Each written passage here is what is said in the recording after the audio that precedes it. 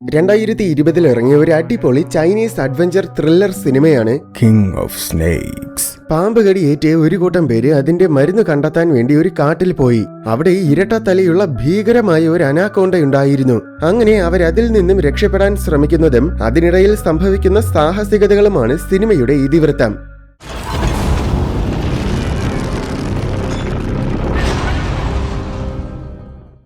ഒരു കാടിന്റെ ദൃശ്യത്തോടെയാണ് സിനിമ തുടങ്ങുന്നത്. ഇവിടെ രണ്ടുപേരും മരം വെട്ടാൻ വന്നിരിക്കുകയാണ്. ഒരു മരം വെട്ടിയപ്പോൾ അതിന്റെ മുകളിൽ ഇരുന്ന പാമ്പ് വന്ന് നിലത്ത് വീണു. അത് കണ്ട് ഒരുത്തൻ ശരിക്കും പേടിച്ചുപോയി. എന്നാൽ മറ്റവൻ ഒരു പേടിയുമില്ലാതെ അതിനെ ചെന്ന് കയ്യിലെടുത്തു. എന്നിട്ട് ഞാൻ ഭയങ്കര ധൈര്യശാലിയാണെന്നും ഇതൊക്കെ എനിക്ക് സർവ്വസാധാരണമാണെന്നൊക്കെ പറഞ്ഞ് അവൻ കുറെ അങ്ങ് തള്ളി മറിക്കാൻ തുടങ്ങി.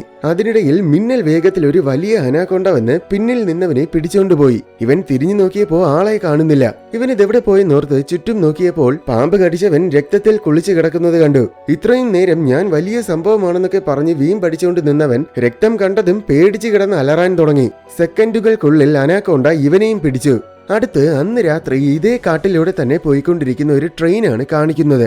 സിനിമയിലെ പ്രധാന കഥാപാത്രങ്ങളെല്ലാം ഈ ട്രെയിനിലെ ഏറ്റവും അവസാനത്തെ കമ്പാർട്ട്മെന്റിലുള്ളവരാണ്.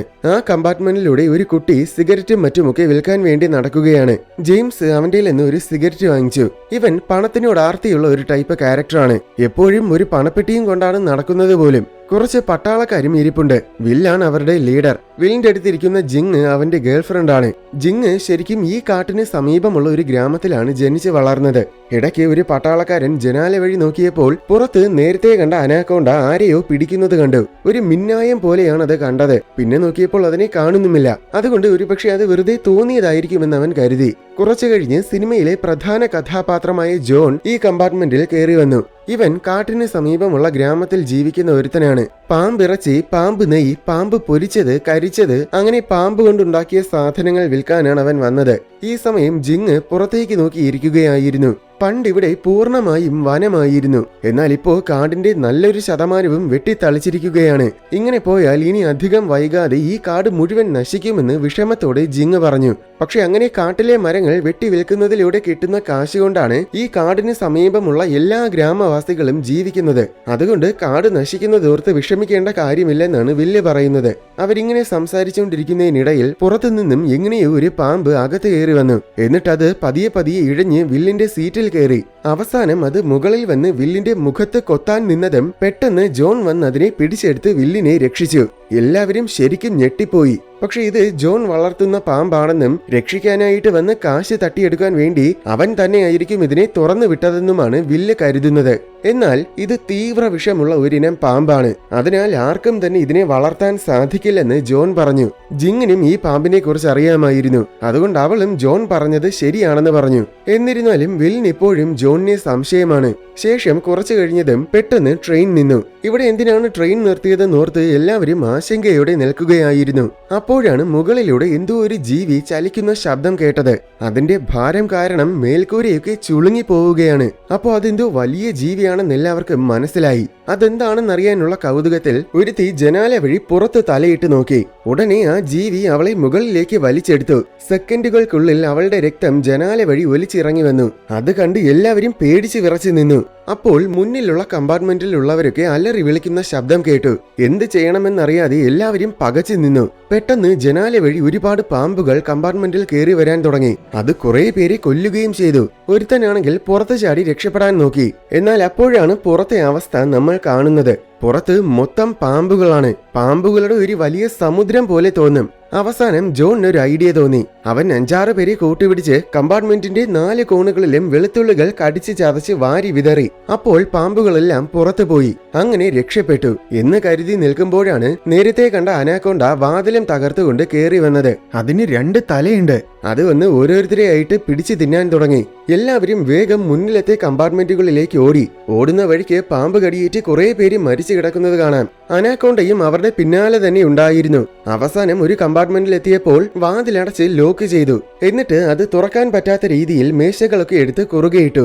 പക്ഷെ എന്നിട്ടും പുല്ല് പോലെ അനാക്കോണ്ട വാതിലും തകർത്ത് അകത്ത് കയറി വന്നു. എല്ലാവരും കൂടെ അതിനെ തിരിച്ചാക്രമിക്കാൻ നോക്കി.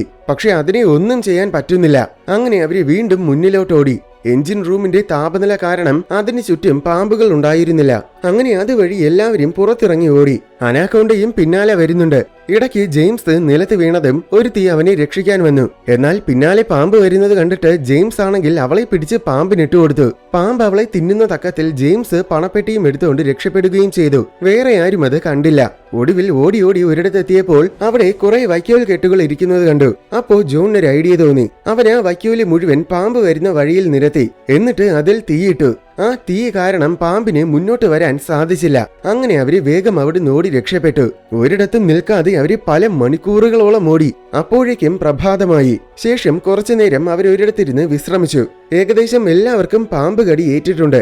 എത്രയും പെട്ടെന്ന് ചികിത്സ കിട്ടിയില്ലെങ്കിൽ ഇവരെല്ലാം മരിച്ചു പോകും. ഇനി നമ്മൾ എന്ത് ചെയ്യുമെന്ന് ആലോചിച്ച് എല്ലാവരും വിഷമിച്ചിരുന്നു.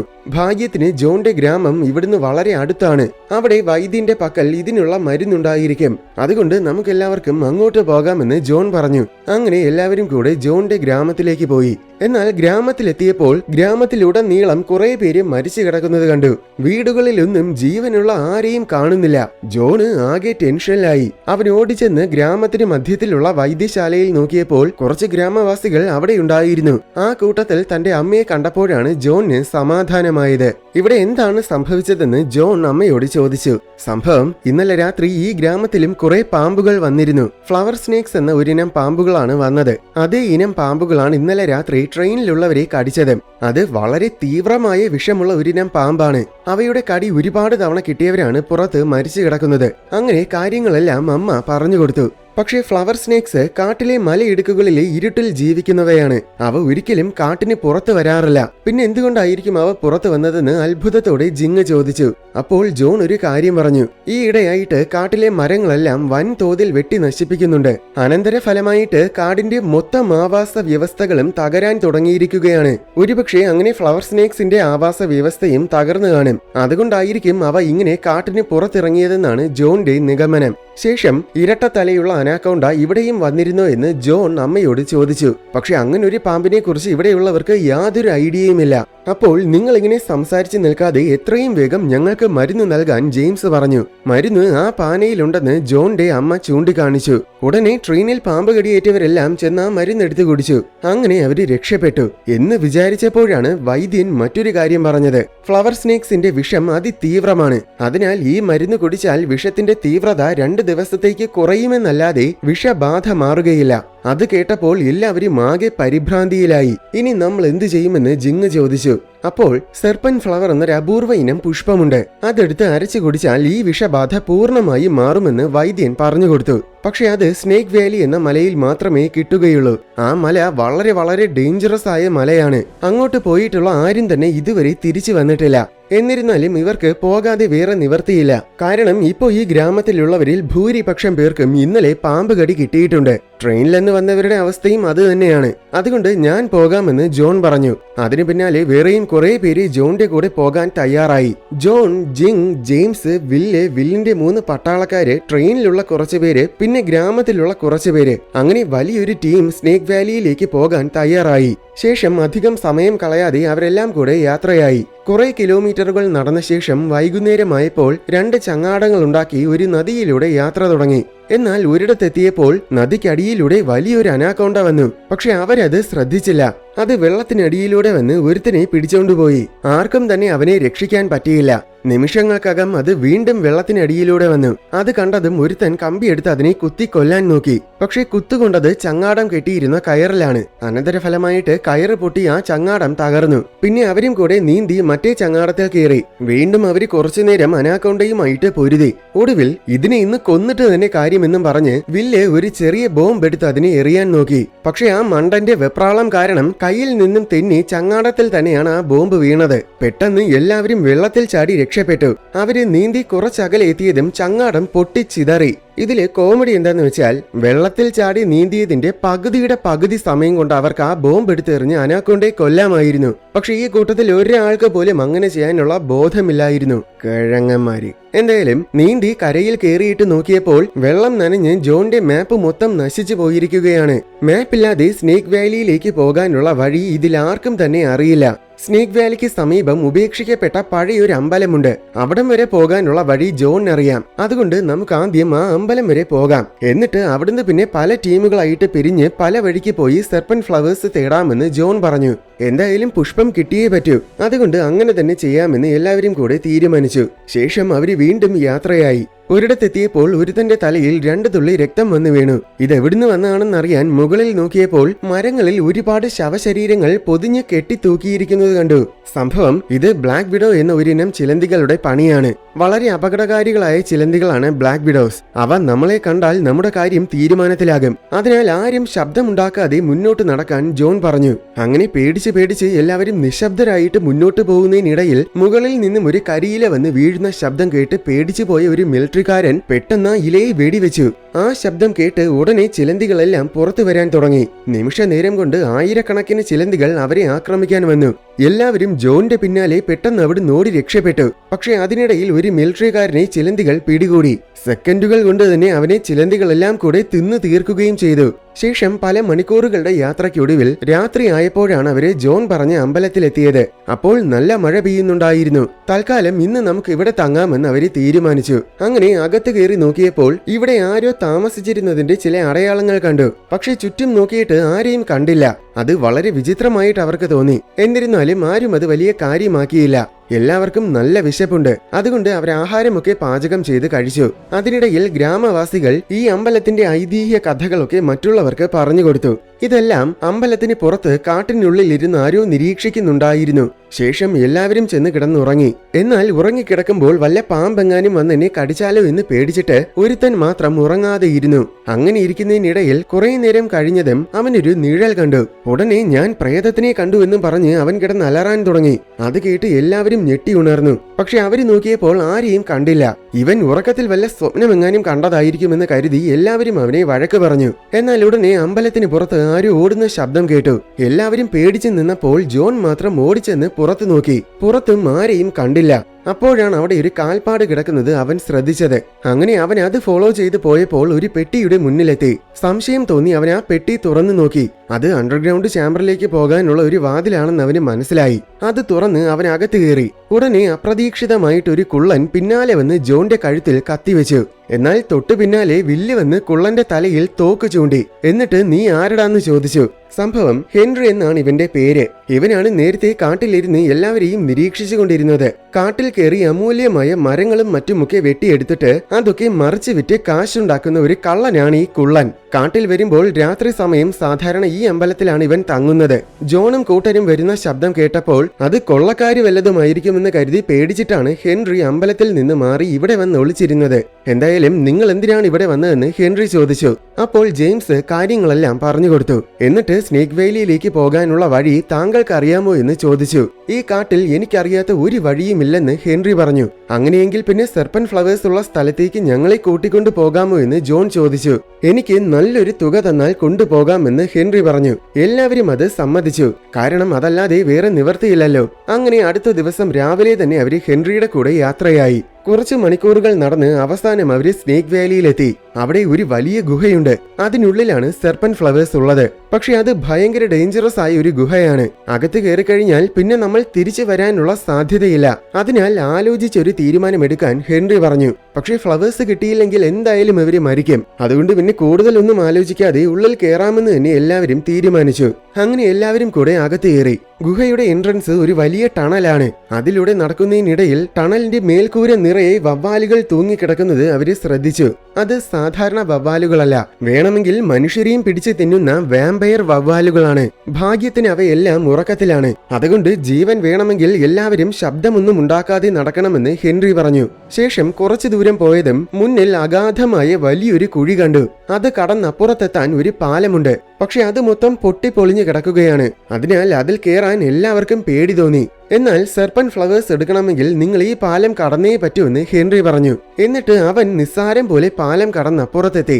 ശേഷം പേടിച്ചിട്ടാണെങ്കിലും ബാക്കിയുള്ളവരും പാലം കടക്കാൻ തുടങ്ങി. അതിനിടയിൽ പാലത്തിന്റെ ഒരു തടി പൊട്ടിപ്പോയത് കാരണം ജെയിംസ് കുഴിയിൽ വീഴാൻ പോയി. ഭാഗ്യത്തിന് പിന്നാലെ വന്നവൻ പിടിച്ചതുകൊണ്ട് രക്ഷപ്പെട്ടു. എന്നാൽ അതിനിടയിൽ അവന്റെ പണപ്പെട്ടി തുറന്ന് കാശെല്ലാം കുഴിയിൽ പോയി. അതിന്റെ വിഷമത്തിൽ ജെയിംസ് കിടന്ന് അലറി കരയാൻ തുടങ്ങി. ആ ശബ്ദം കേട്ട് വവ്വാലുകളെല്ലാം ഉണർന്നു.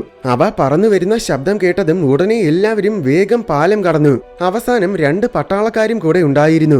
അവര് പാലം കടക്കാൻ നിന്നതും വവ്വാലുകളെല്ലാം കൂടെ വന്ന് അവരെ ആക്രമിച്ച് കൊന്നുകളഞ്ഞു. അത് കണ്ട് വില്ലിന് സങ്കടം സഹിക്കാൻ പറ്റിയില്ല. പക്ഷേ വിഷമിച്ചിരുന്നിട്ട് കാര്യമില്ല, എത്രയും വേഗം ചെന്ന് നമുക്ക് ഫ്ലവേഴ്സ് എടുക്കണമെന്ന് ഹെൻറി പറഞ്ഞു. അങ്ങനെ അവരെ വീണ്ടും നടന്നു. കുറച്ചു ദൂരം ടണലിലൂടെ നടന്നപ്പോൾ ടണല് രണ്ടായിട്ട് പിരിയുന്ന ഒരു സ്ഥലത്തെത്തി. ഇതിൽ സെർപ്പന്റ് ഫ്ലവേഴ്സ് ഉള്ള ഗുഹയിൽ പ്രവേശിക്കാനുള്ള വഴി ഏതാണെന്ന് ഹെൻറിക്ക് അറിയില്ല.